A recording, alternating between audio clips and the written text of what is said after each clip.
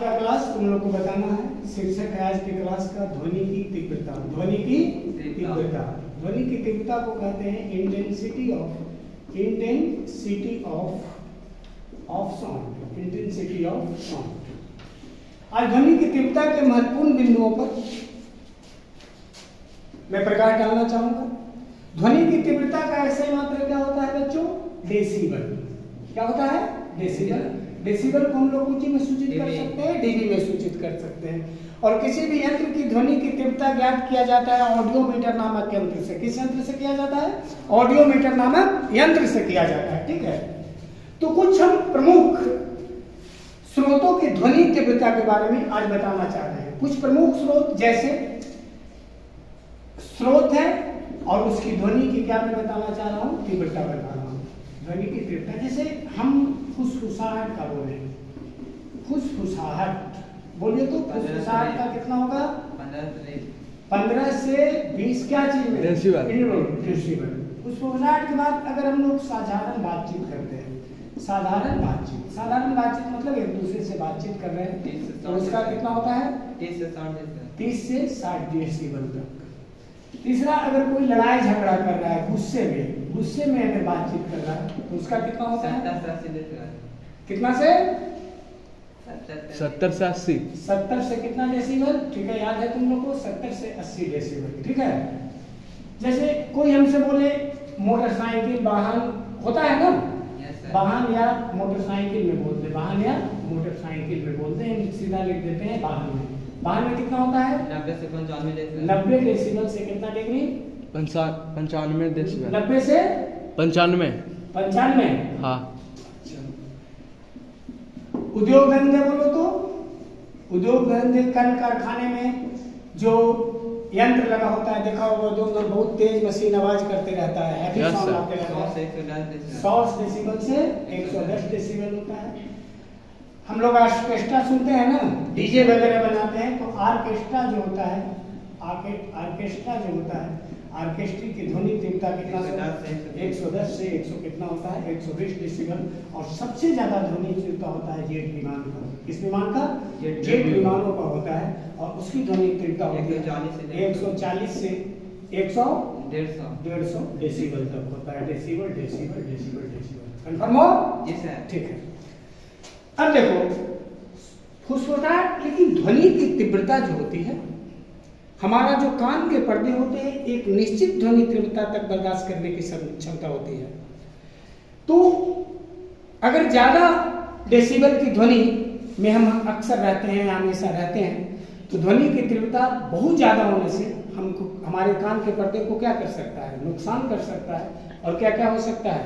अधिक ध्वनि की तीव्रता में रहने से या तो हमको पागलपन हो सकता है, या तो हमको क्या हो सकता है? बहरापन हो सकता है। तो WHO ने वर्ल्ड हेल्थ ऑर्गेनाइजेशन ने जो ध्वनि तीव्रता का मानक तय किया है, जो सबसे सुरक्षित ध्वनि की तीव्रता तय किया है, कितना डेसिबल होता है? 45 डेसिबल। कितना डेसिबल?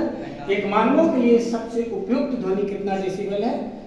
WHO के अनुसार कितना डेसिबल है? 45 डेसिबल। और अगर हम कभी 80 डेसिबल से ज्यादा से बातचीत करते हैं, कितना डेसिबल से?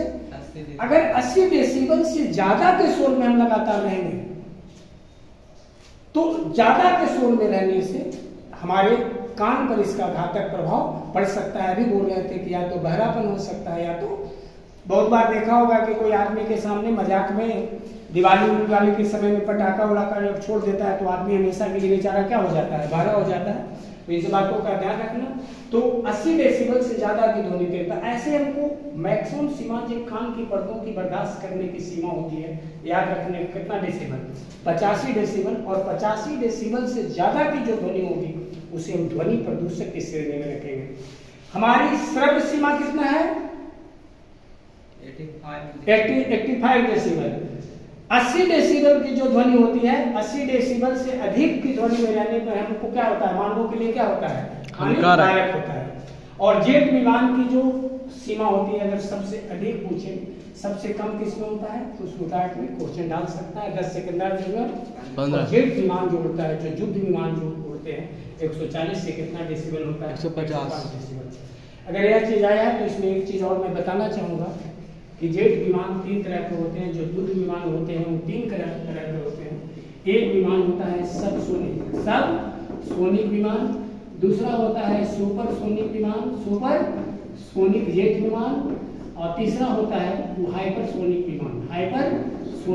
जैसे भारत के पास अभी जो सुदर्शन था, हम लोग पाकिस्तान के समय जो युद्ध हुआ था तो भारत तुम लोग जानता होगा कि सुदर्शन 400 का नाम बहुत कस के आया था।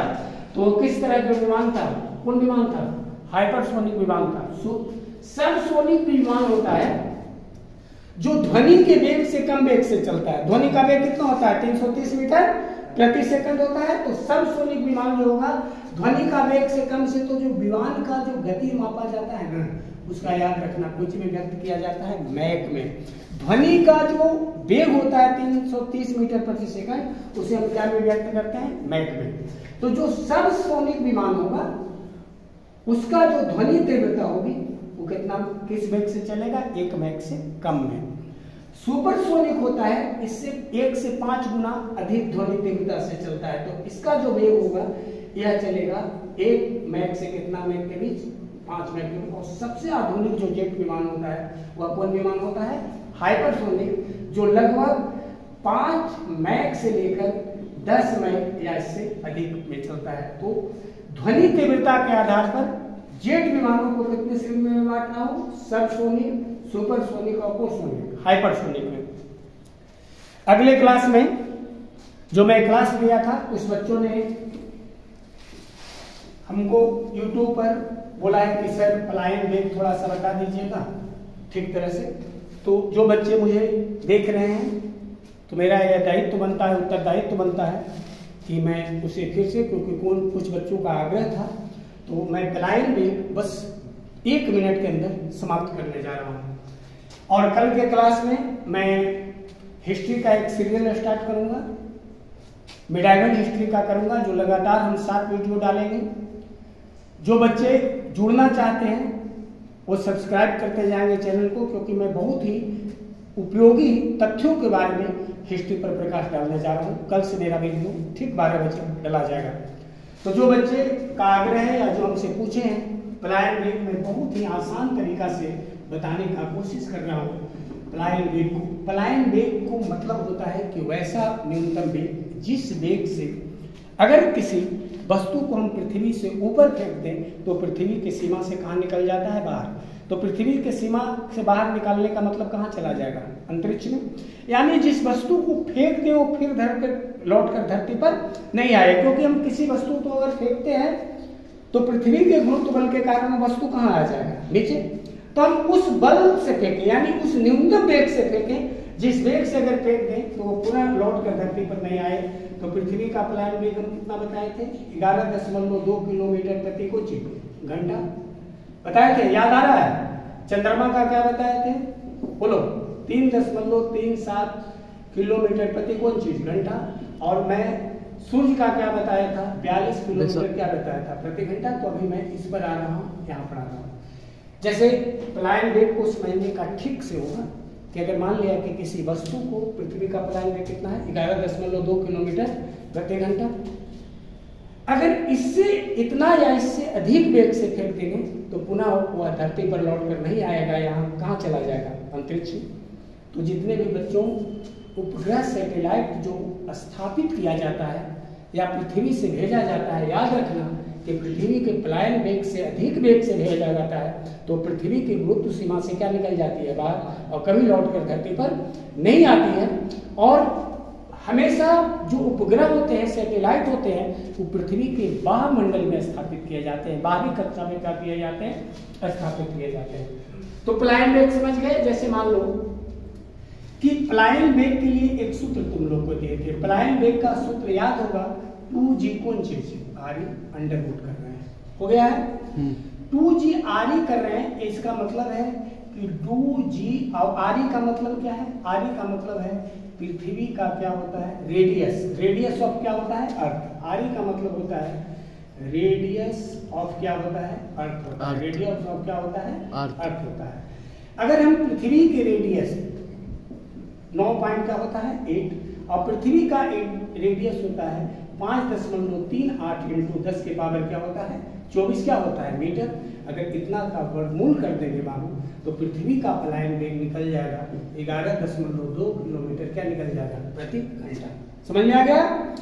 अब वहां सवाल था आपका कि सर चंद्रमा का और एक और बताए हैं कि किसी का पलायन वेग को हम कुछ सूचित करते हैं, इसके वेलोसिटी को कुछ सूचित करते हैं VAC, इसका वेलोसिटी समझ रहा है।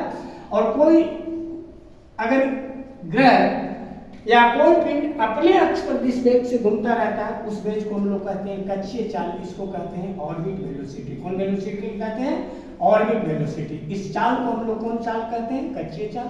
तो एक यहाँ आप लोग याद रख लीजिएगा, पलायन वेग आप निकाल सकते हैं न्यूमेरिकल का, और एक पलायन वेग और कक्षीय चाल के बीच में संबंध का सूत्र दे रहा हूं।